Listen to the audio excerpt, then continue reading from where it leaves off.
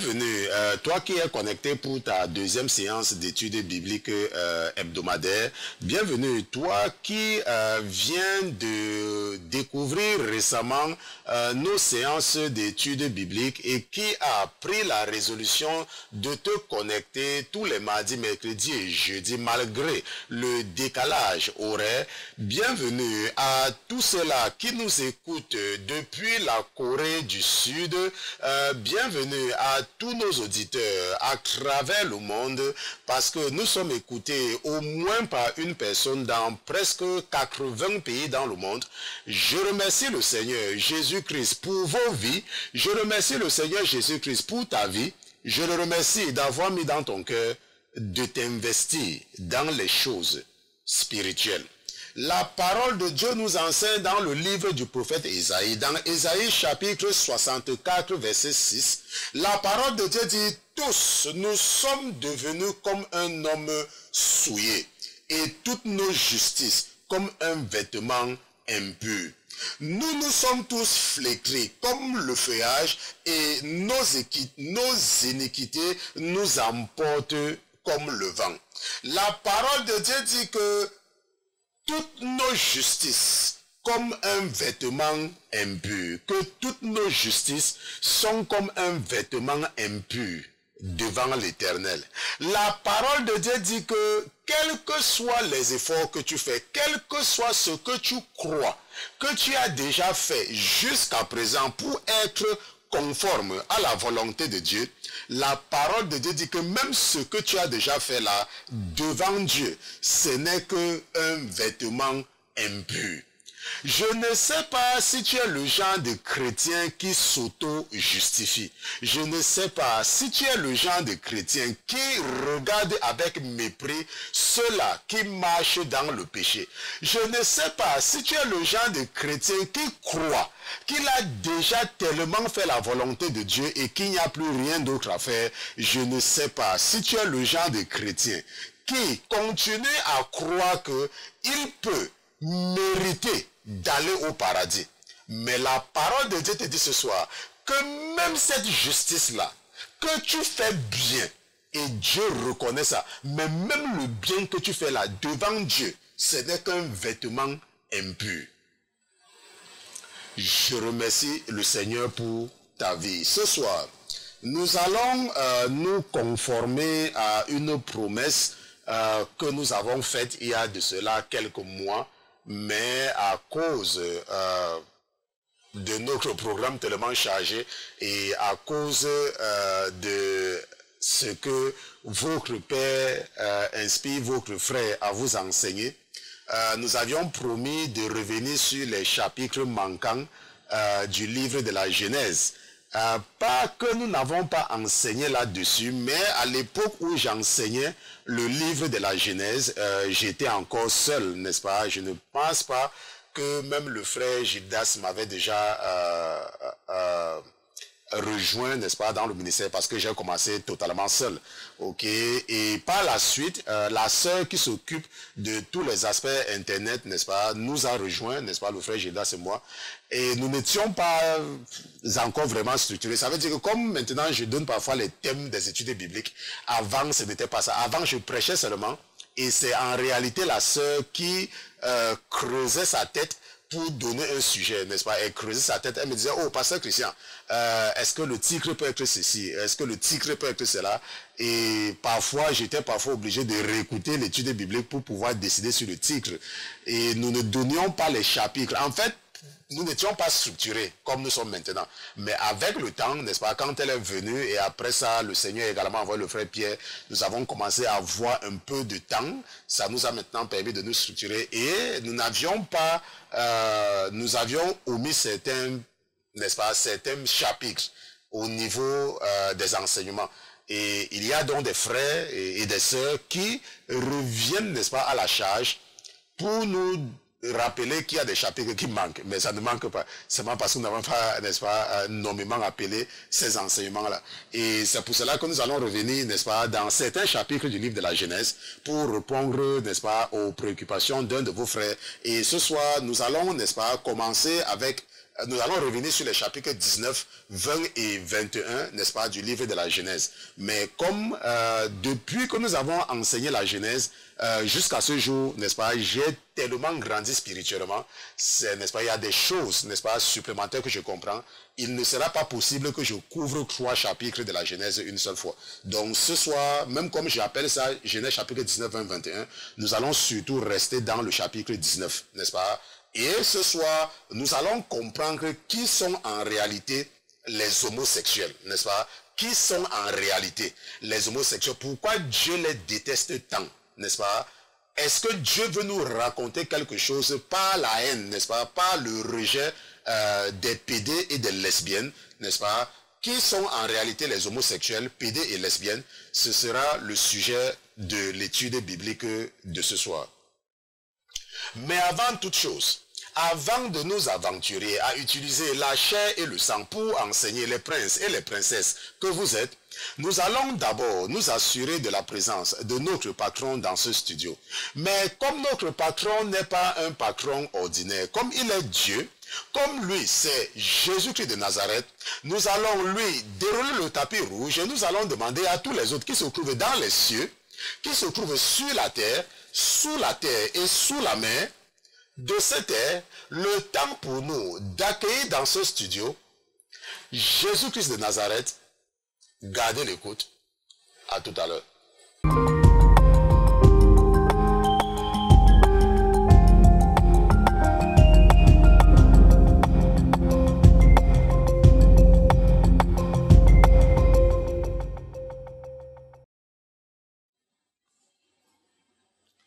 Merci pour la croix, Seigneur. Merci pour le sang versé.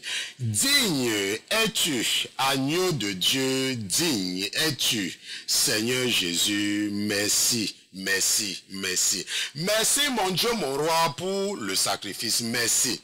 Nous qui irions, nous qui nous dirigeons directement dans le feu éternel vers la destruction éternelle, mon Dieu, mon roi, tu as estimé et tu as jugé que le juste ne peut pas périr pour les péchés des parents.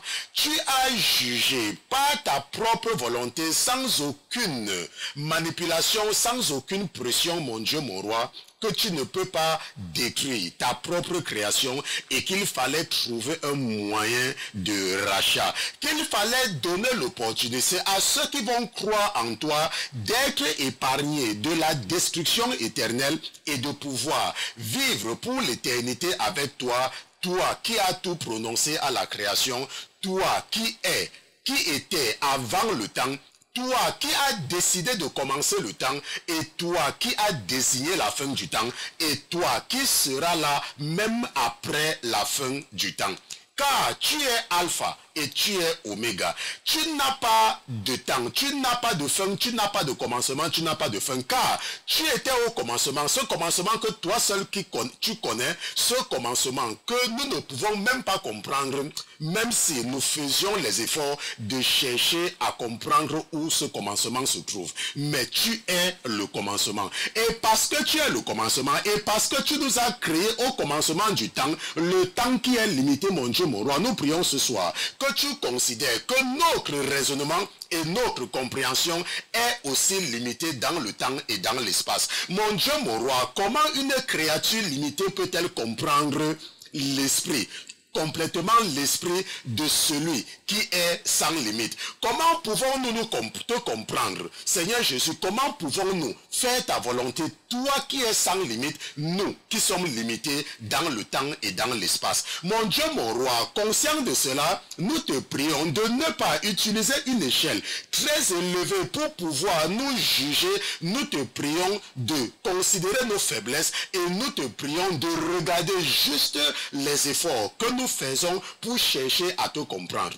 La raison pour laquelle ma soeur est connectée ce soir, la raison pour laquelle mon frère est connecté ce soir, la raison pour laquelle mes frères et mes soeurs ne sont pas en train de regarder la télévision, ne sont pas en train de regarder ces choses du monde, mon Dieu, mon roi. Ils ont tout abandonné pendant cette heure pour pouvoir s'édifier, pour pouvoir s'éduquer dans la connaissance de ta parole. C'est parce qu'ils ont une seule volonté de comprendre le Dieu qui les a créés, le Dieu qui les a envoyés comme les pèlerins sur cette terre. Mon Dieu, mon roi, n'utilise pas une échelle de mesure très élevée. N'utilise pas une échelle, utilise une échelle limitée, Seigneur Jésus, parce que toi aussi tu nous as limités dans le temps et dans l'espace. Je te remercie de ne pas considérer les offenses de ma soeur qu'elle a posées en journée. Je te remercie, mon Dieu, mon roi, de ne pas considérer les offenses de mon frère qu'il a posées en journée. Je te remercie de considérer leurs limites et de déployer toutes les énergies spirituelles nécessaires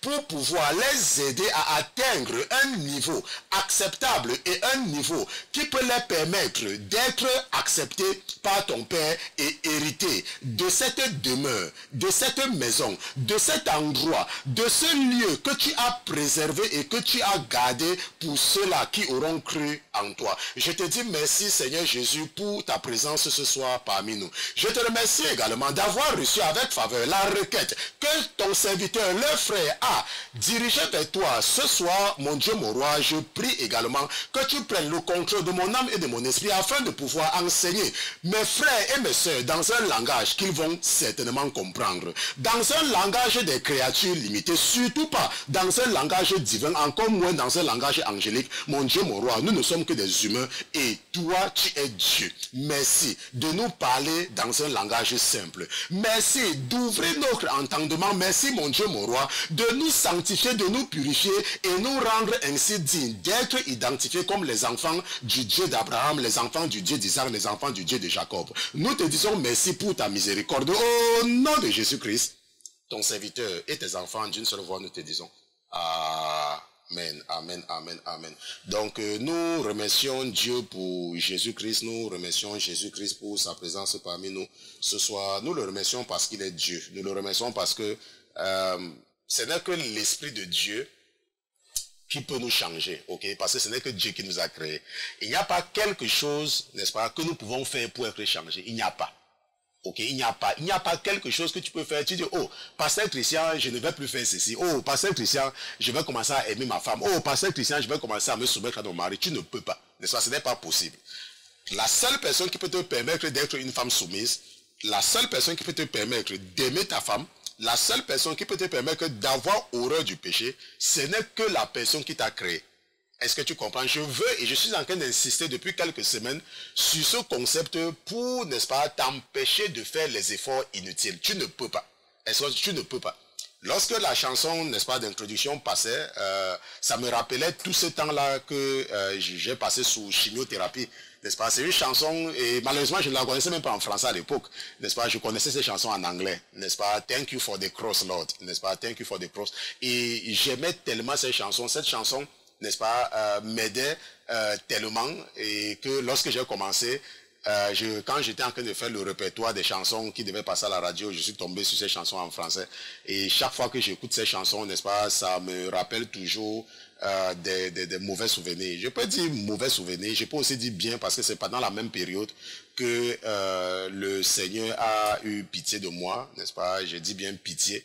Parce que si je considère ce que je faisais, n'est-ce pas, si je considère, n'est-ce pas, ce que je faisais, il n'y avait aucune chance, n'est-ce pas, il n'y avait aucun moyen. Mais nous servons un Dieu qui est plein de grâce. Et je ne sais pas ce que toi tu penses que tu as fait, n'est-ce pas, je ne sais pas si tu crois que tu as trop fait. Mais aujourd'hui, je suis là pour t'encourager, je suis là pour te dire que quel que soit ce que tu auras fait, et que l'ennemi a, n'est-ce pas, exploité pour te mettre dans la situation où tu es, si tu te répands vraiment, n'est-ce pas, Jésus va t'écouter. Parce qu'il m'a écouté, donc il va t'écouter.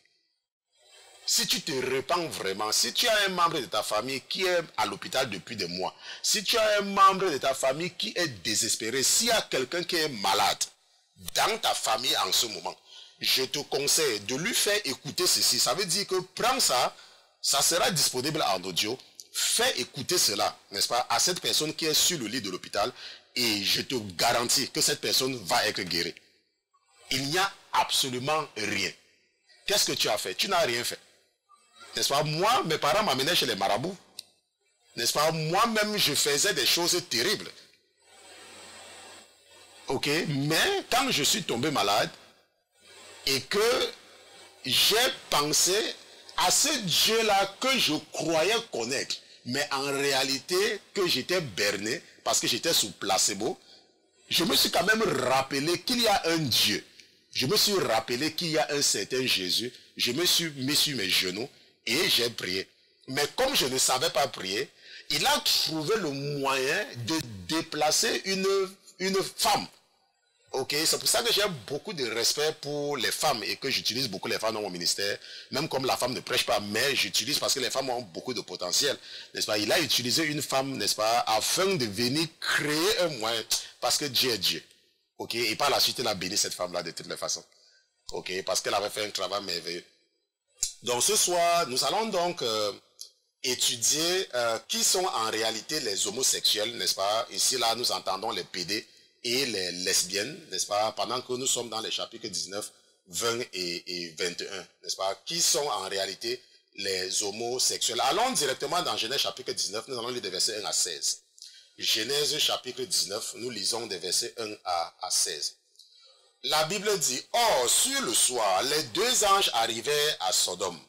Et Lot était assis à la porte de Sodome, et Lot les vit, donc il vit les deux anges. Et il se leva pour aller au-devant d'eux, et se prosterna le visage contre terre, et il dit, « Voici, je vous prie, mes seigneurs, venez loger dans la maison de votre serviteur, et passez-y la nuit. Et lavez vos pieds, et demain matin, vous vous leverez, et vous continuerez votre chemin. » Mais il lui dit, ça veut dire les deux anges, n'est-ce pas? Non, nous passerons la nuit dans la rue. Mais il les pressa tellement qu'ils allaient loger chez lui et entraient dans sa maison. Et il leur fit un festin et il fit cuire des pains sans levain et ils le mangèrent. Il n'était pas encore couché que les hommes de la ville, les hommes de Sodome, environnaient la maison depuis le jeune homme jusqu'au vieillard. Tous les hommes de Sodome, tout le peuple ensemble. Et appelant Lot, il lui dit, où sont les hommes qui sont venus chez toi cette nuit? Fais-les sortir, que nous les connaissions. Alors Lot sortit vers eux à l'entrée de la maison et il ferma la porte après lui.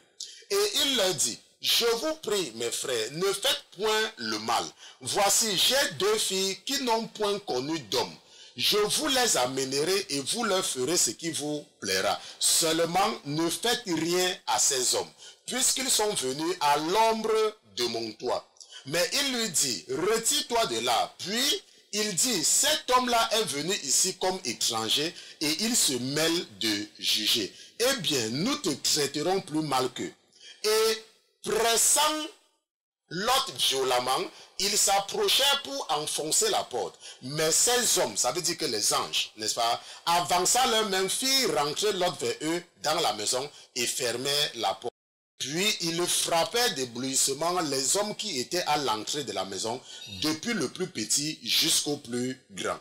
De sorte qu'ils se lassèrent de chercher la porte. Alors ces hommes dirent à Lot, qui as-tu encore ici? Gendre, fils, fille, et tout ce qui est à toi dans la ville, fais tout sortir de ce lieu, car nous allons détruire ce lieu, parce que le cri, n'est-ce pas, je voudrais que tu soulignes, parce que le cri contre les habitants est grand devant l'Éternel, et, n'est-ce pas, est grand devant l'Éternel, et l'Éternel nous a envoyés pour le détruire, n'est-ce pas? Parce que le cri contre ses habitants est grand devant l'Éternel, et l'Éternel nous a envoyés pour le détruire. Alors Lot sortit et parla à ses gendres, qui avaient pris ses filles, et leur dit, levez-vous, sortez de ce lieu, car l'Éternel va détruire la ville. Mais ses gendres crurent qu'il se moquait. Et dès que l'aurore se leva, les anges pressaient Lot en disant, lève-toi, prends ta femme et tes deux filles qui se trouvent ici, de peur que tu ne périsses dans le châtiment de la ville. Et comme il tardait, ces hommes le prirent par la main. Il prit aussi par la main sa femme et ses deux filles, parce que l'Éternel voulait l'épargner, et il l'amena et le mit hors de la ville. Donc j'ai lu Genèse chapitre 1, chapitre 19, des versets 1 à 16, n'est-ce pas? Qui sont en réalité les homosexuels, les PD et lesbiennes, n'est-ce pas? Entre parenthèses. Ça, c'est ce que nous étudions ce soir. Maintenant, nous avons lu, et je sais que vous avez certainement lu plusieurs fois, n'est-ce pas, surtout les auditeurs de la Sainteté FM, surtout que vous êtes des personnes qui avaient déjà une certaine relation déjà avec le Seigneur, donc je sais que vous tous, vous avez lu, n'est-ce pas, cette histoire, ce qui s'était passé à Sodome et Gomorrhe. C'est vrai, nous sommes ici au chapitre 19, mais si nous regardons bien, je pense qu'au chapitre 18 ou 17, non, 18, n'est-ce pas, là où il y avait 3 anges, et j'avais expliqué que parmi les 3, Jésus était parmi eux, mais ça, Jésus va repartir, et puis les 2 anges destructeurs, ok, vont aller à Sodome pour, n'est-ce pas, vérifier l'information, ok. Maintenant, une chose qu'il faut comprendre ici, là, c'est que la Bible nous dit que Lot avait des filles, et la Bible nous dit que ces 2 hommes-là, ok, sont arrivés dans la ville, et Lot était assis à l'entrée de la ville. Ça veut dire que Lot était sur la place publique. Oh, ok, et dans les temps anciens, quand tu t'assieds sur la place publique, ça veut dire que tu voulais que tout ce que tu fais soit visible par tout le monde. Ok, tu voulais que tout ce que tu fais soit visible par tout le monde. Et ces 2 anges-là étaient arrivés là où tout le monde les avait vus. Et la Bible nous dit que certains hommes de la ville, n'est-ce pas, ce ne sont pas tous les hommes. Parce qu'il faut savoir bien lire la Bible. Ce ne sont pas tous les hommes. Pourquoi est-ce que nous pouvons affirmer cela? Parce que par la suite, nous voyons que Lot avait des filles. Et la Bible nous dit que Lot est parti appeler les gendres, n'est-ce pas, les fiancés de ses filles. Mais ils ont refusé de venir. Ça veut dire que ce ne sont pas tous les hommes de Sodome qui étaient des homosexuels, n'est-ce pas, qui s'intéressaient aux hommes. Ce n'étaient pas tous les hommes. Maintenant, pourquoi est-ce que nous disons que ce n'étaient pas tous les hommes? Parce que la Bible nous dit également que lorsque ces hommes-là ont frappé à la porte de Lot, ils ont dit, fais sortir ces hommes pour que nous les connaissions. Et nous savons que le mot connaître, c'est le mot de relation sexuelle qui est utilisé dans la Bible. Ok, lorsque tu regardes, la Bible dit que Adam connut Ève et elle enfanta un fils. Donc connaître. Donc quand la Bible parle de connaître, n'est-ce pas, c'est avoir des relations, n'est-ce pas, des relations sexuelles. Ça, c'est le langage biblique. Donc ces gens-là vont dire, donc, fais sortir ces hommes pour que nous les connaissions, n'est-ce pas, pour que nous ayons des relations avec eux. Est-ce qu'on se comprend? Donc, nous pouvons donc affirmer ici là que nous avons affaire ici là au PD.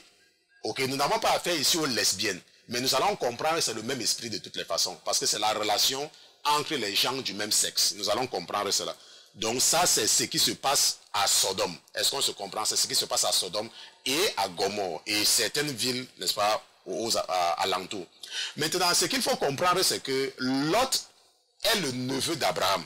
N'est-ce pas? C'est important de comprendre que Lot est le neveu d'Abraham. C'est ce que nous apprenons de toutes les façons dans la parole de Dieu. Je ne vais pas partir là-bas parce que c'est facile à chercher. Ok, tu peux aller regarder ça toi-même dans la Bible. Maintenant, Lot étant dans le neveu d'Abraham, nous devons également comprendre que Abraham, n'est-ce pas, est venu avant Moïse. Ok, nous devons comprendre que Dieu nous a donné la loi, n'est-ce pas, par Moïse. Et nous savons que Moïse est venu après Abraham, très longtemps après même.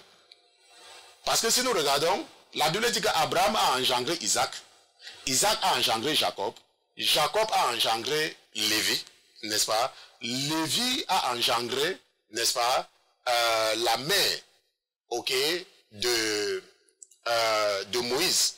Est-ce qu'on se comprend? Peut-être pas directement, peut-être 1 ou 2 générations après, ok.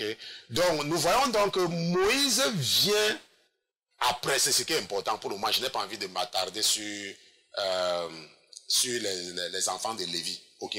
Donc, Moïse est venu après. Ça veut dire quoi? Ça veut dire que la loi a été donnée aux hommes, nous qui sommes nous, cette génération-ci, la loi nous a été donnée par Moïse. Et c'est dans la loi que nous savons qu'un homme ne doit pas coucher avec un homme, c'est dans la loi. Mais au temps de Abraham et de Lot, n'est-ce pas, nous n'avons pas de référence pour nous dire qu'il y avait une certaine loi qui... D'ailleurs même, on nous dit que, la Bible nous dit que Abraham a reçu la promesse. Parce qu'il n'y avait pas la loi, n'est-ce pas? Abraham a reçu la promesse. Est-ce qu'on se comprend? Abraham a reçu la promesse. je n'ai pas envie d'aller là-bas, ok? J'aime bien enseigner ça. Je crois si nous regardons, lorsque je pense, j'ai fait un tour dans Hébreu pour expliquer, n'est-ce pas, la promesse et la loi, ok? Si je parle là-bas, on ne va pas terminer, je ne vais pas aller là-bas. Bon, maintenant, la Bible dit que Abraham a été sauvé par la promesse. Ça veut dire quoi? Ça veut dire qu'au temps d'Abraham, il n'y avait pas la loi. N'est-ce pas? La loi, la Bible nous dit que la loi est venue 450 ans plus tard. Ok, ou 430 ans plus tard, si tu veux. Mais c'est 450 ans, parce que ils ont fait près de 430 ans quand ils étaient en Égypte, n'est-ce pas? Et ils ont reçu la loi, n'est-ce pas, dans le désert. Mettons entre 430 et 450. La loi est venue 400 ans plus tard. Avant, il n'y avait pas la loi. Selon ce que la Bible que moi j'ai me dit, il n'y avait pas la loi. Maintenant, nous pouvons donc nous poser une question évidente. Sachant que Moïse vient après Abraham, après Lot, et que la loi a été donnée pendant Moïse, nous pouvons donc nous poser une question simple. Pourquoi est-ce que Dieu veut détruire Sodome? C'est la question que nous pouvons nous poser, n'est-ce pas? Que pourquoi Dieu décide-t-il donc de détruire les gens de Sodome et Gomorrhe? Pourquoi? N'est-ce pas? Il décide de le faire pourquoi? Ça, c'est la question que nous pouvons nous poser si nous savons qu'il n'y avait pas de loi. Donc, ce que nous pouvons affirmer ici, là, c'est que Dieu est seulement en train de nous raconter une histoire. Et c'est cette histoire-là que nous allons voir aujourd'hui. Et je vous ai dit plusieurs fois que lorsque Dieu nous donne un commandement, ce n'est pas que nous n'allons pas faire ça. Est-ce qu'on se comprend? Ce n'est pas que nous n'allons pas faire ce qu'il est en train de dire. Mais c'est seulement parce qu'il est en train de vouloir nous prouver que nous allons faire ça. Et que voilà pourquoi est-ce qu'il va nous punir. Voilà pourquoi est-ce qu'il va nous rejeter. Ce n'est pas qu'on ne va pas le faire. Donc quand Dieu dit que tu ne voleras point, ce n'est pas que tu ne vas pas voler. C'est parce qu'il sait que le potentiel pour que tu voles est grand. Mais comme il t'a donné le libre arbitre, il te donne les dangers du vol. On se comprend, n'est-ce pas? Voilà. Donc, si nous partons dans Lévitique chapitre 18, verset 22. Si nous partons dans Lévitique chapitre 18, verset 22. La Bible dit... Tu ne coucheras point avec un homme comme on couche avec une femme. C'est une abomination. Ça, c'est dans le premier livre de la loi. Est-ce qu'on se comprend? Ça, c'est dans le premier livre de la loi. Bon, maintenant, la Bible nous dit donc que tu ne coucheras pas avec un homme comme on couche avec une femme. Parce que c'est une abomination. Et ça se trouve dans le premier livre de la loi. Maintenant, avant de détruire Sodome et Gomorrhe, n'est-ce pas, avant de détruire Sodome et Gomorrhe, nous apprenons quelque chose dans la parole de Dieu, et c'est là-bas que nous allons partir, n'est-ce pas, ce que nous apprenons dans la parole de Dieu, dans Genèse chapitre 18, nous allons lire des versets 17 à 21. N'est-ce pas, Genèse chapitre 18, nous allons lire des versets. Nous allons lire des versets 17 à 21. Et l'Éternel dit, cacherai-je à Abraham ce que je vais faire? Quand Abraham doit devenir une nation grande et puissante et que toutes les nations de la terre seront bénies en lui. Rappelle-toi, quand on parle de nations dans la Bible, on parle des hommes. Ok, on parle de hommes. Donc tu es une nation, un homme. Ok, pas les pays. Il faut comprendre cela. Tous les hommes seront bénis par lui. Ok. Maintenant, car je l'ai connu afin qu'il commande à ses enfants et à sa maison après lui de garder la voie de l'Éternel pour faire ce qui est juste et droit. N'est-ce pas? Car je l'ai connu afin qu'il commande à ses enfants et à sa maison après lui de garder la voie de l'Éternel pour faire ce qui est juste et droit, afin que l'Éternel fasse venir sur Abraham ce qu'il a dit de lui. Et l'Éternel dit, écoute maintenant très bien, et l'Éternel dit, le cri contre Sodome et Gomorrhe est vraiment grand, et leur péché est vraiment très grave. Je veux descendre voir s'ils ont agi entièrement selon le cri qui est venu jusqu'à moi. Et si cela n'est pas, je le saurai. Maintenant, qu'est-ce que nous apprenons là-bas? Nous apprenons que il y avait des gens que Dieu a entendu les plaintes contre Sodome. Dieu a entendu. Et Dieu est descendu voir. Je ne sais pas si c'est en train de te dire quelque chose. Les gens ont... C'est-à-dire que ce qui se passait à Sodome, les gens décriaient, les gens priaient. Et la Bible dit que Dieu a décidé de descendre venir voir. J'insiste là-dessus, surtout pour toi qui m'écoutes. Et que quand tu pries parfois, tu ne vois rien, tu veux te décourager. Et je dis toujours aux gens qu'aucune prière n'est gâtée, bien évidemment, si tu ne vis pas dans le péché. Tu ne dois pas être là, tu vas en boîte de nuit tout le temps, tu pries, tu crois que Dieu t'écoute. Quand tu vas en boîte, tu pries. Ce n'est pas Dieu que tu pries. Hein. Ce n'est pas Jésus. Tu es en train de prier quelqu'un d'autre. Ok, nous sommes en train de parler ici des justes. Nous parlons de ceux qui vivent et qui mènent une vie de sanctification. Nous ne parlons pas des gens, n'est-ce pas, qui passent le temps à mentir, à voler, n'est-ce pas, et à être, à eux-mêmes, à mépriser leurs femmes, n'est-ce pas, et ils disent qu'ils sont en train de prier, oh pasteur, je prie, Dieu ne me répond pas. Tu pries quoi? Tu pries à qui? Tu ne pries pas à Jésus. Tu es en train de prier ton démon, ce n'est pas Jésus là-bas. Parce que Dieu n'écoute pas les pécheurs de toutes les façons. Il sait que tu existes, mais il ne t'écoute pas. La Bible dit que la prière du pécheur, dans les oreilles de Jésus, ça fait... Il n'entend même pas. Quand tu vis dans le péché, tu pries, Dieu n'entend même pas. Je ne sais pas, attends, tu es là dans un aéroport, quand l'avion veut décoller. Quand l'avion décolle et que tu parles à quelqu'un, la personne entend. Donc quand tu vis dans le péché et que tu pries là, ta prière là, c'est comme quelqu'un qui parle dans un métro à quelqu'un ou quelqu'un qui parle quand un avion... Dieu ne t'entend pas. Dieu n'entend pas le péché. Ça, ce ne sont pas les paroles du pasteur Christian, c'est dans la Bible. La parole de Dieu dit que si quelqu'un détourne l'oreille pour ne pas écouter la loi, sa prière même est une abomination. Et tu vas venir dire que, oh, pasteur Christian, je prie, ma vie ne change pas. Tu pries avec les statuts chez toi. Tu pries en partant au village. Tu pries en faisant les sacrifices des coqs et des poulets et des moutons. Et tu dis que tu es en train de prier et Dieu ne t'écoute. Tu veux que quel Dieu t'écoute? Jésus? Non, pas le Jésus que nous prêchons ici à la Sainteté FM. Ça, c'est un autre Dieu que tu es en train de prêcher. La Bible dit que si quelqu'un détourne l'oreille pour ne pas écouter, sa prière même est une abomination. Ça ne sont pas les paroles du pasteur Christian, ça c'est dans la Bible. Ok? Donc, maintenant, nous voyons donc que Dieu est en train de dire que les cris, ça veut dire quand tu pries, n'est-ce pas, quand tu pries, moi je vous dis, il y a des choses quand je vous dis parfois, vous pouvez dire que oh, la Bible sont les hommes qui ont écrit et tout et tout. Il y a des choses que le Seigneur me montre, je vous dis, tu vas encore dire que ce sont les gens qui ont écrit la Bible, moi qui te parle là, tu ne m'entends pas. Moi qui te fais des révélations, ce que le Seigneur me montre et je te révèle, moi je suis vivant. Voilà ma main, toi tu me vois, voici, me voici. Je te dis des choses, tu vas encore trouver les prétextes. Tu vas encore trouver le prétexte où que Jésus ne peut pas guérir. Tu vas encore trouver le prétexte où que Jésus ne peut pas donner un enfant. Il y a des gens qui sont venus vers moi qui n'accouchaient pas. Ils ont accouché. Il y a des gens qui sont venus vers moi qui n'avaient pas les papiers. J'ai prié pour eux. Il y a des gens qui mouraient, qui sont venus vers moi, j'ai prié pour eux. Ils étaient mourants. Ce que je n'ai pas encore fait, et c'est parce que votre Père n'a pas encore mis ça dans moi, je n'ai pas encore prié pour ressusciter quelqu'un. Mais s'il met ça dans mon cœur, de prier pour ressusciter quelqu'un, je vais prier sur un mot et la personne va être ressuscitée.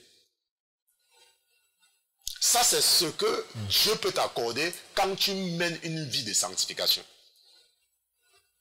Tu peux lui demander n'importe quoi. Il y a des gens qui, avant de venir, avant d'entrer en contact avec moi, la Bible dit que je connais par expérience que l'Éternel m'a béni à cause de toi. Ça, c'est le beau-père de Jacob qui le dit cela. Il y a des entreprises que quand j'ai commencé à travailler là-bas, l'entreprise a explosé. Lorsque tu mènes une vie de sanctification, tout ce que tu touches est béni. Toute personne qui vient en contact avec toi est automatiquement bénie. Pourquoi? À cause de la gloire de l'Éternel qui est sur toi. Mais tu vas me dire que Dieu te donne les cheveux, tu dis que non, les cheveux que Dieu t'a donnés ne sont pas bien. Tu pars chercher les faux cheveux, tu mets sur ta tête et tu dis que tu pries Dieu. Tu pries quel Dieu? Ce n'est pas Dieu que tu pries. Ce n'est pas... Peut-être tu peux prier le Dieu que tu veux, mais ce n'est pas Jésus. Enfin, pas celui que nous prêchons ici. N'est-ce pas? Donc, nous savons donc que Dieu va maintenant descendre pour venir voir ce qui se passe à Sodome. Et la Bible dit que les anges vont venir à Troie. Et ils vont s'arrêter chez Abraham. Et ils vont dire à Abraham ce qu'ils ont l'intention de faire. Et Abraham va intercéder. Et ce que nous apprenons, c'est que par la suite, donc, ces anges-là, deux vont descendre et l'Éternel va retourner.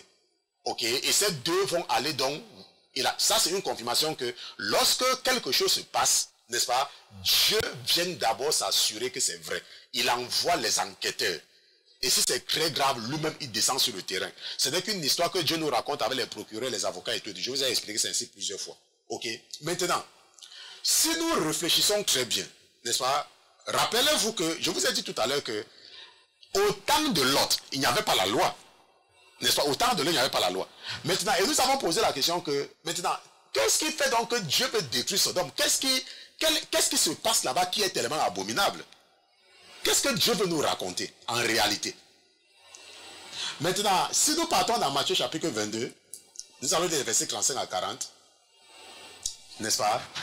Et nous allons comprendre quelque chose, que pourquoi est-ce que Dieu veut décrire, qu'est-ce que Dieu veut nous raconter. Rappelle-toi, le sujet de l'étude biblique, c'est que qui sont en réalité les homosexuels et les pédés? C'est ce que nous étudions ce soir. Maintenant, Matthieu chapitre 22, versets 35 à 40, n'est-ce pas? Et l'un d'eux, docteur de la loi, l'interrogea pour l'éprouver et lui dit, maître, ça on parlait de Jésus. Quel est le grand commandement de la loi? Jésus lui dit, tu aimeras le Seigneur ton Dieu de tout ton cœur, de toute ton âme et de toute ta force. C'est là le premier et le grand commandement.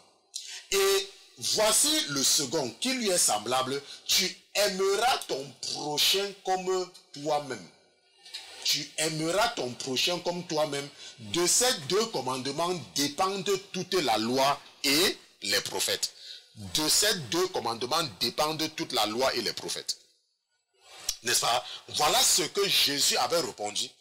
La Bible dit que lorsqu'un docteur de la loi, ça veut dire qu'un pharisien, n'est-ce pas, lui avait posé la question, un scribe, lui avait posé la question. Maintenant, il est donc évident que Dieu s'intéresse à l'amour plus qu'à toute autre chose. Dieu s'intéresse à l'amour du prochain, à l'amour de Dieu plus qu'à toute autre chose. Il n'y a pas quelque chose qui a plus d'intérêt devant Dieu que l'amour. Et nous allons voir ça dans la Bible. Si nous regardons dans 1 Corinthiens chapitre 13 verset 13, la Bible dit que maintenant donc ces trois choses demeurent. Maintenant donc ces trois choses demeurent. La foi, l'espérance, la charité. Mais la plus grande d'elles, c'est la charité. Ça veut dire que c'est l'amour. La plus grande. Maintenant, la Bible nous enseigne que lorsque Dieu créa l'homme et la femme, n'est-ce pas? La Bible dit que lorsque Dieu créa l'homme et la femme, Dieu avait créé l'homme. Et il a dit que non, l'homme ne doit pas être seul. Il lui faut un partenaire. C'est ce que la Bible nous enseigne. Et la Bible nous dit que Dieu va faire dormir l'homme et il va prendre une côte de l'homme et il va faire la femme. C'est ce que la Bible a fait. C'est ce que ma Bible me dit. Je ne sais pas ce que ta Bible te dit. Ok? Et la Bible nous dit, quelque part, dans Genèse chapitre 3 verset 16, n'est-ce pas? Voici ce que Dieu lui-même personnellement va dire à la femme. Ça c'est Jésus lui-même. Ce qu'il va dire, n'est-ce pas, à la femme, quand le péché était entré, n'est-ce pas, quand les choses se sont gâtées, il va aller faire des révélations. Ok? Il dit à la femme, j'augmenterai beaucoup ta peine et ta grossesse. Tu enfanteras des enfants avec douleur. Et tes désirs, et c'est là où je vais attirer ton attention, n'est-ce pas? C'est là où je vais attirer ton attention. Et tes désirs se tourneront vers ton mari et il dominera sur toi. Ça, par nature, Dieu nous dit que quoi? Que les désirs de la femme sont tournés vers le mari. C'est pour ça qu'il y a beaucoup de femmes mariées qui se retrouvent en enfer à cause de leur mari. Parce que par nature, les désirs, quand une femme est mariée, ça veut dire quoi? Ça veut dire quoi? Ça veut dire quoi? Je vais expliquer. Ah, laissez-moi, j'explique. Oh, j'ai envie de trouver les mots pour vous amener à comprendre. Bon, voilà ce que ça veut dire. La Bible dit que par nature, la femme veut toujours s'assurer de l'amour de son mari. Elle veut toujours, c'est naturel. C'est comme l'orange qui est sucré. C'est comme la patate douce qui est sucrée. C'est comme la mangue qui est mûre. Est-ce qu'on se comprend? C'est comme le riz. C'est la nature. Donc une femme, les désirs d'une femme sont portés vers son mari. par nature. Elle ne peut rien faire par rapport à ça. C'est sa nature, c'est la nature de la femme. La Bible dit que et tes désirs se tourneront vers ton mari. C'est pour cela que je vous disais que c'est pour ça qu'il y a beaucoup de femmes qui se retrouvent en enfer à cause de leur mari. Il y a des femmes que je connais qui ont carrément arrêté d'aller à l'église parce que le mari a dit que le mariage va finir. Le mari a dit que le mariage va finir. Et elles ont peur, elles. Ça veut dire quoi? Ça veut dire qu'elles préfèrent vivre dans le péché. Parce que le mari... Bon, écoutez, ce n'est pas qu'elles préfèrent. Je vous ai dit que la Bible dit pas la nature de la femme. C'est sa nature. Donc si tu as une femme et que tu as un mari qui te laisse aller à l'église et que lui ne part pas, c'est une grâce. Ça veut dire que dans cet homme-là, le potentiel de se convertir est très élevé. Si tu as un mari, que toi tu as donné ta vie à Jésus et lui n'a pas, ça veut dire que le potentiel pour qu'il donne sa vie à Jésus est, ça veut dire que la probabilité est très grande. Est-ce qu'on se comprend? Et que tu dois seulement continuer à prier. Rappelle-toi, nous n'avons pas lutté contre la chair et le sang. Nous luttons contre les péchés. Ça veut dire que lui aussi, il est seulement une victime pour le moment. J'ai connu une dame, à l'époque, lorsque le Seigneur l'a envoyé vers moi, elle avait tous les problèmes avec son mari. Tous les problèmes. Bon, elles sont même nombreuses. Mais je parle particulièrement d'une qui allait dans... Elle ne savait pas. Je lui ai dit que non, ne te dérange pas. Ce n'est pas ton mari. Tu dois prier pour lui. Et je remercie le Seigneur aujourd'hui. Son mari est même tellement engagé, n'est-ce pas, dans son église. N'est-ce pas, que je prends de ses nouvelles de temps en temps. Et elle est vraiment, n'est-ce pas, satisfaite, n'est-ce pas, de l'évolution et du progrès que son mari fait maintenant dans les choses de Dieu. N'est-ce pas? Donc c'est un peu ça. Voilà. Maintenant, si nous avons donc bien vu, ok, nous voyons donc que le problème ici, là, c'est un problème entre l'homme et la femme. Le problème, c'est entre l'homme et la femme. Et le problème ici, c'est quoi? C'est que Dieu a créé l'homme et Dieu a créé la femme. Et Dieu a défini le caractère de la femme. Et il a défini le caractère de l'homme. Dieu nous dit que l'homme domine sur la femme. Et que la femme sera toujours... Les désirs de la femme seront toujours orientés vers le mari.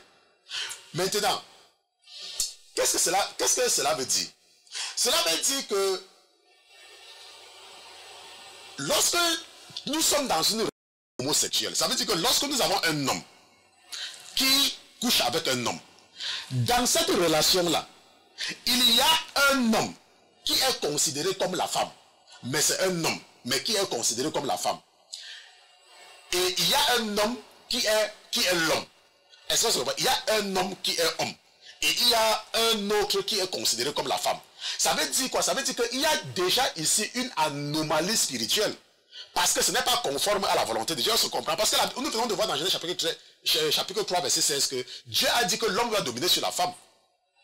Et il a fait l'homme, il a fait la femme. Donc lorsque nous avons deux hommes, n'est-ce pas, qui couchent ensemble, il y a un des hommes qui est la femme. Et il y a un des hommes qui est l'homme. Et lorsque nous avons deux femmes, nous avons deux lesbiennes qui couchent ensemble, il y a une des femmes qui est l'homme. Et il y a une des femmes qui est la femme. Et moi j'ai eu à travailler, n'est-ce pas, avec des lesbiennes. N'est-ce pas? Je n'ai pas trop rencontré les PD, mais j'ai eu à travailler avec les lesbiennes. Et il y a quelque chose que j'ai remarqué en ces lesbiennes-là. Et moi j'ai travaillé surtout avec les hommes. Ça veut dire que dans la relation des lesbiennes, il y a l'homme, il y a la femme. Et j'ai surtout travaillé avec ceux qui jouent le rôle de l'homme. Et je me suis rendu compte qu'ils ont un caractère très fort. Je ne sais pas si tu as déjà expérimenté ça, mais les lesbiennes, la personne qui joue le rôle de l'homme a un caractère très fort. Maintenant, la Bible nous dit que la chose la plus importante devant Dieu, c'est l'amour. Parce que nous avons vu que l'amour dépasse même la foi. Et l'amour dépasse même l'espérance. C'est ce que nous avons vu dans 1 Corinthiens chapitre 13, verset 13. Et nous avons vu que ce qui s'est passé à Sodome et Gomorrhe était avant la loi. Et la Bible dit que Dieu n'a pas aimé et à cause de cela, il a détruit. Donc nous pouvons donc affirmer sans aucun risque de nous tromper qu'il y a quelque chose dans les hommes de Sodome, donc dans les homosexuels, que Dieu a en horreur. Qu'il y a quelque chose en eux. Et quelle est cette chose? Si nous utilisons juste un raisonnement simple, nous pouvons connaître quelle est cette chose. Nous pouvons comprendre que les PD, n'est-ce pas, les homosexuels, les PD et les lesbiennes, en réalité, sont très dangereux. Parce qu'ils sont spirituellement anormaux. Et dans la réalité, selon l'histoire de Sodome et Gomorrhe, ils sont pervers et méchants. Et c'est pour cela que Dieu est en train d'utiliser une façon en parabole de nous prévenir du danger, n'est-ce pas, de la méchanceté des homosexuels. Parce que foncièrement, ils sont très méchants. Et Dieu nous prévient seulement que si vous permettez à une société d'être dirigée par les homosexuels, alors cette société sera dans le chaos. Et c'est ce que nous sommes en train de voir de nos jours. Lorsque nous regardons tous les médias, tous ces médias, je vous ai dit, sont dirigés par les PD et les lesbiennes. Je disais à mon collègue que moi, pourquoi je n'écoute pas les informations? Parce que lorsque moi j'allais à l'école, moi, je ne parle pas de toi, je ne sais pas si quand toi tu partais à l'école, quand moi je partais à l'école, nous savions que les plus intelligents de la classe étaient bons en mathématiques, en sciences, dans les matières scientifiques, les plus intelligents étaient très bons. Et nous savons que ceux qui étaient moins intelligents ne comprenaient pas grand-chose dans ces filières-là. Et qu'est-ce que nous constatons? Nous constatons que ceux qui choisissent la littérature, c'est-à-dire que le côté littéraire, n'étaient pas les plus intelligents de la classe. Et ils se dirigent dans quelle filière la plupart du temps? Dans le journalisme, dans la diplomatie. Et maintenant, ils deviennent des journalistes, c'est eux qui vont me raconter quelque chose alors qu'ils étaient idiots quand on était à l'école. Ce n'est pas possible, moi je ne les écoute pas. Parce que je sais que leur raisonnement est d'abord limité. J'ai fréquenté avec eux. Et j'étais plus intelligent. Pourquoi maintenant, demain, tu veux me raconter, tu veux me dire ce qui est bien? Tu as tort sur toute la ligne. Puisque quand on était à l'école ensemble, tu ne comprenais pas grand-chose plus que moi. Est-ce qu'on se comprend? C'est ce que disait mon collègue. Il me disait que, oh, je comprends. Je lui dis que moi, je ne sais pas par rapport à toi. Je dis souvent, je n'écoute pas ces histoires-là. Et quand tu regardes même ces histoires que ces journalistes racontent, ils se concrétisent tout le temps. Quand je prends un journal, je regarde peut-être le titre, tu regardes. D'ailleurs, il faut regarder le titre, n'a même rien à voir avec ce qu'ils sont en train de raconter. Tout ça, c'est pour faire l'argent. Donc, le monde aujourd'hui est dans le chaos parce que toutes ces télévisions-là, toutes ces prêts-là sont dirigées par les PD, les homosexuels et les lesbiennes. Ce sont ceux qui dirigent ça. Et Dieu nous a prévenus dans Sodome et Gomorrhe. Il nous a prévenus dans le livre de la Genèse que ce sont des gens qui sont très méchants. Donc parfois, quand tu es un chrétien, tu dis, oh, moi, je n'ai pas avoir les problèmes avec les lesbiennes, machin. Ça, ce n'est pas une question de toi de ne pas avoir les problèmes avec les lesbiennes. C'est que Dieu, je vous ai dit, quand Dieu nous dit quelque chose, ce n'est que pour notre bien. La Bible dit que quand les choses se passaient à Sodome, est-ce qu'il était là-bas? Mais les gens souffraient à Sodome et Gomorrhe, il est seulement venu voir. Pour confirmer. Mais les gens souffraient là-bas à cause, n'est-ce pas, de la méchanceté de certaines personnes qui vivaient là-bas. Et Dieu nous prévient. Et c'est pour cela que lorsqu'il nous donne la loi, il nous aide une fois de plus en disant que si un homme couche avec un homme, n'est-ce pas, ce sont des personnes abominables. Et ils doivent mourir. Et bien évidemment, quand on parle d'abominable ici, là, et quand on parle de la mort, on parle de la mort spirituelle. On ne te dit pas que maintenant tu dois aller voir un PD en route, tu commences à le piquer parce que Dieu a dit qu'il doit... Non, on parle ici de la mort spirituelle. Est-ce qu'on se comprend? On parle de la mort spirituelle. Et les homosexuels et les PD, n'est-ce pas, sont spirituellement anormaux. Il y a quelque chose. Maintenant, quelle est l'intention du diable de faire des gens des homosexuels et des PD? C'est pour s'opposer au plan de Dieu. Est-ce qu'on se comprend? C'est pour... Parce que le diable sait que s'il arrive à injecter un certain esprit, alors il peut constituer un monde très méchant pour justement, n'est-ce pas, servir son agenda, parce que le diable lui-même est foncièrement méchant. Est-ce qu'on se comprend? Donc c'est très important de comprendre, parce que ce soir, n'est-ce pas, nous sommes en train de voir qui sont en réalité les homosexuels. Les homosexuels en réalité sont des personnes qui sont très méchantes, par nature, parce qu'ils sont spirituellement anormaux. Et que s'ils ont l'occasion, quand ils dirigent quelque part, la méchanceté est terrible. C'est pour ça, regardez ce qui se passe maintenant. C'est ça que je suis en train de vous expliquer pour que vous puissiez comprendre. Et les gens passent le temps devant la télé pour écouter les mensonges de ces gens-là. Et c'est pour ça qu'ils n'aiment pas le président Donald Trump, par exemple. Heureusement que Dieu a inspiré Donald Trump à commencer à les dénigrer avec le concept qu'on appelle fake news, n'est-ce pas, les fausses informations.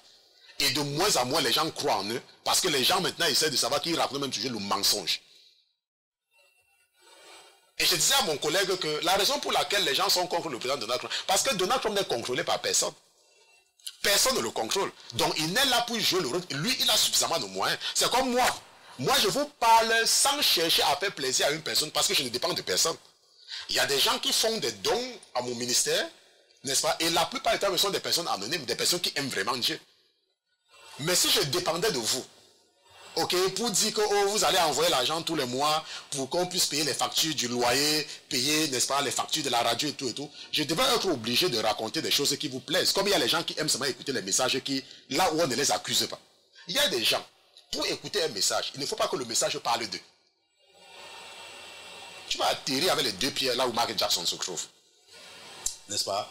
Donc, je pense que c'était donc ça le sujet de l'étude biblique de ce soir, qui sont en réalité les homosexuels, n'est-ce pas, les pédés et les lesbiennes. Nous avons compris, n'est-ce pas, à la lumière de la parole de Dieu, que dans la réalité, puisque ce qui s'est passé à Sodome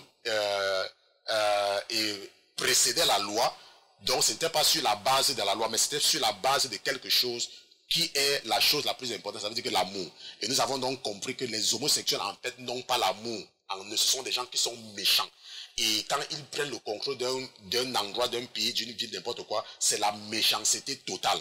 Est-ce qu'on se comprend? La preuve, quand les gens sont venus, personne n'a voulu les héberger, ils sont tellement méchants. Et nous avons compris que Dieu nous raconte cette histoire pour nous prévenir, n'est-ce pas, de l'hégémonie et, n'est-ce pas, du danger si les homosexuels prenaient un pays, n'est-ce pas, en main.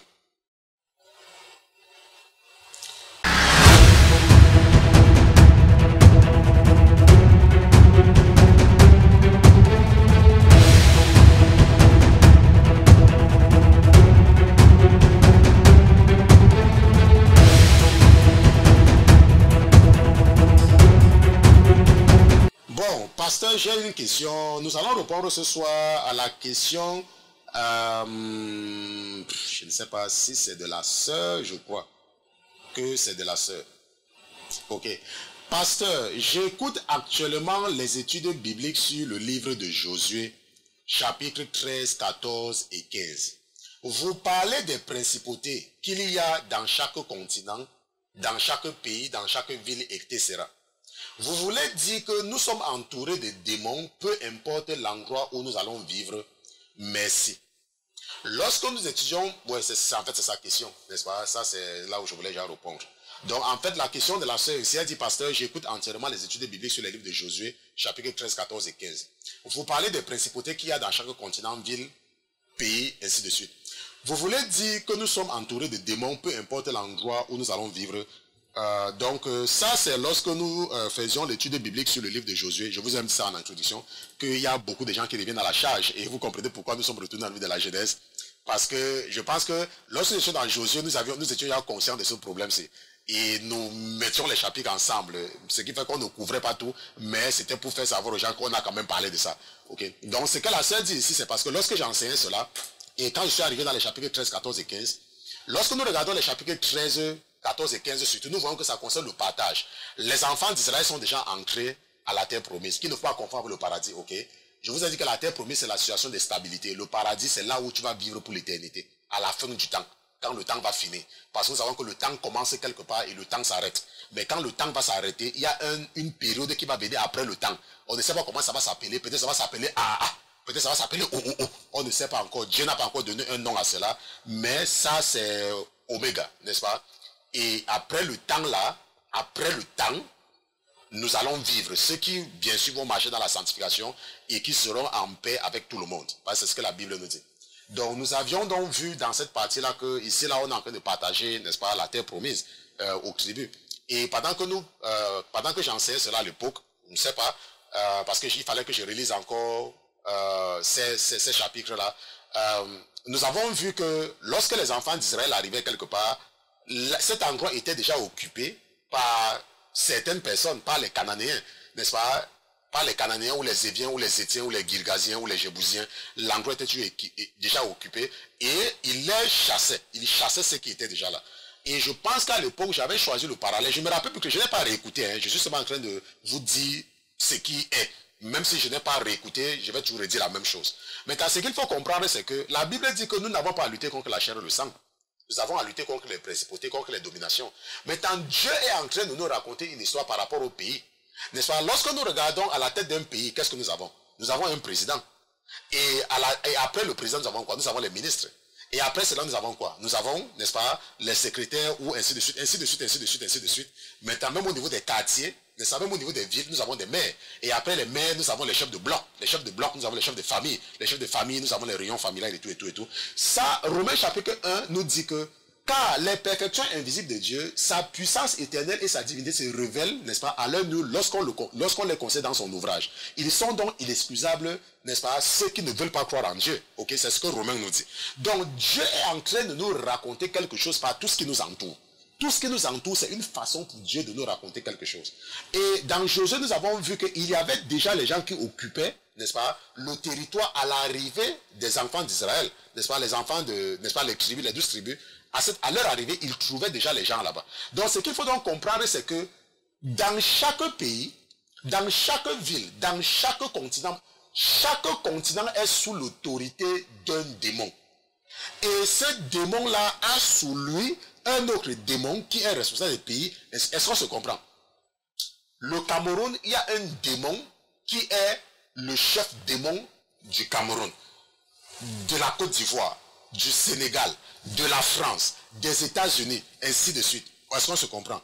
Maintenant, et ce démon-là a maintenant les démons qui sont... C'est comme ça, nous sommes entourés. C'est pour ça que la Bible dit que le diable est le prince de ce monde. N'est-ce pas? C'est pour ça que la Bible dit que le diable est le prince de ce monde. Parce que c'est lui qui dirige. Ce sont ses agents qui sont partout. Mais il ne peut rien faire contre nous. Pourquoi? Parce que nous sommes protégés. Est-ce qu'on se comprend? Donc, en réalité, c'est vrai. Nous sommes entourés de démons.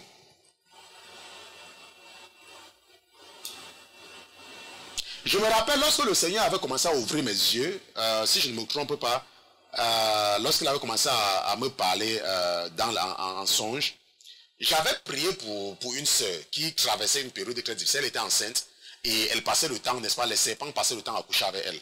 Et elle avait vraiment des problèmes. Elle était enceinte et elle avait peur qu'elle devait perdre sa grossesse. Et chaque fois qu'elle dormait, n'est-ce pas, les serpents couchaient avec elle, n'est-ce pas, et ça l'inquiétait vraiment. Et elle est donc venue me voir, ok, elle est passée par ma femme, parce que comme je vous ai dit, ce n'est pas maintenant que je n'aime pas prendre le coup de fil. Même déjà à l'époque, je n'aimais pas parce que je suis très occupé. Et j'avais donc prié pour elle, et je me rappelle que la même nuit que j'avais intercédé pour cette sœur-là, la même nuit, j'ai eu un rêve. J'étais couché et subitement, il y a quelqu'un qui est venu. Il était méchant, il était comme un capitaine. Quand je regardais un peu, il était habillé comme un capitaine de la garde présidentielle de mon pays d'origine. N'est-ce pas? Dans cet uniforme-là. N'est-ce pas? L'uniforme, n'est-ce pas? Des soldats de la garde présidentielle de mon pays. Donc il est apparu subitement. Il a dit, où est-il? Où est le petit, où est le gars qui fait trop le bruit ici tout ce temps-ci? C'est comme ça qu'il était apparu. Et immédiatement, l'ange, n'est-ce pas, m'a relevé. Il a dit, allez, lève-toi. Je me suis levé. Ok? Donc ça c'est après que j'avais prié pour elle. Il est venu, il était fâché. Et subitement après, ce qui s'est passé, c'est que cette sœur-là a donc commencé, n'est-ce pas, quand elle a vu que sa vie changeait, elle a commencé à s'intéresser à la parole de Dieu, s'intéresser venant à l'église, venant à l'église. Mais malheureusement, comme je vous dis, dès que les problèmes sont finis, dès que sa vie s'est arrangée, elle a disparu. On ne la voit plus. Pourquoi? Parce que le mari a dit que si tu pars encore à l'église, là, le mariage est fini. Mais sa vie maintenant est dans un désordre terrible. Mais quand je l'appelle, je lui dis seulement que moi je n'ai plus rien à te dire. Parce que toi, tu connais ce que Jésus a fait pour toi. C'est ce que moi je lui dis. Et si un homme t'a fait retourner dans tes cacas, qu'est-ce que moi je peux faire? Toi qui sais ce que Dieu a fait pour toi. Toi qui connais la puissance. Oh, pasteur Christian, je vais faire comment? Il dit que ton mari va partir avec toi en enfer. Vous allez partir en enfer ensemble. Donc nous sommes donc arrivés au terme de l'étude biblique de ce soir, n'est-ce pas? Nous avons pris 9 minutes pour répondre à la question. Je remercie le Seigneur Jésus-Christ pour vos vies, n'est-ce pas? Je le remercie parce que je ne sais pas si ce sera en studio demain, mais je vais faire l'effort d'être là. La raison est que je suis un peu fatigué, Ok, je suis un peu fatigué, c'est pour ça que je risque de ne pas être en studio, mais je vais voir, je risque toujours être là. Mais si je ne suis pas en studio, votre soeur, n'est-ce pas, va vous faire savoir et elle va certainement mettre une note sur le site. Et lorsque nous allons nous retrouver la semaine prochaine ou demain, ça sera pour terminer peut-être avec les chapitres 20 et 21, n'est-ce pas, au livre de la Genèse. Nous allons prier. Seigneur Jésus, je te remercie d'avoir été présent ce soir dans ce studio. Je te remercie pour la vie de mes frères et de mes sœurs qui étaient connectés. Je te remercie au Seigneur pour ta fidélité. Je te remercie de ne jamais mépriser nos rendez-vous de la semaine. Nous te disons merci parce que tu es Dieu. Nous prions, mon Dieu, mon roi, que tu nous permettes de te confier notre sommeil. Que tu nous permettes de te confier nos rêves. Que tu ne permettes pas à l'ennemi de venir se venger spirituellement ou de nous préserver contre les représailles spirituelles, mon Dieu, mon roi, parce que nous nous sommes tournés vers ta parole ce soir et l'ennemi peut essayer de venir nous faire manger dans le rêve, nous faire manger quelque chose que nous ne voulons pas ou entretenir des relations anormales avec nous lorsque nous sommes vulnérables. Mon Dieu, mon roi, protège-nous dans notre sommeil. Mon Dieu, mon roi, rends-nous invisibles dans notre sommeil. Mon Dieu, mon roi, je te confie mes frères et mes soeurs et je prie que tu les préserves jusqu'au moment où nous allons encore nous retrouver pour une nouvelle séance d'étude de ta parole. Nous te disons merci au nom de Jésus-Christ, ton serviteur et tes enfants d'une seule voix. Nous te disons Amen, Amen, Amen.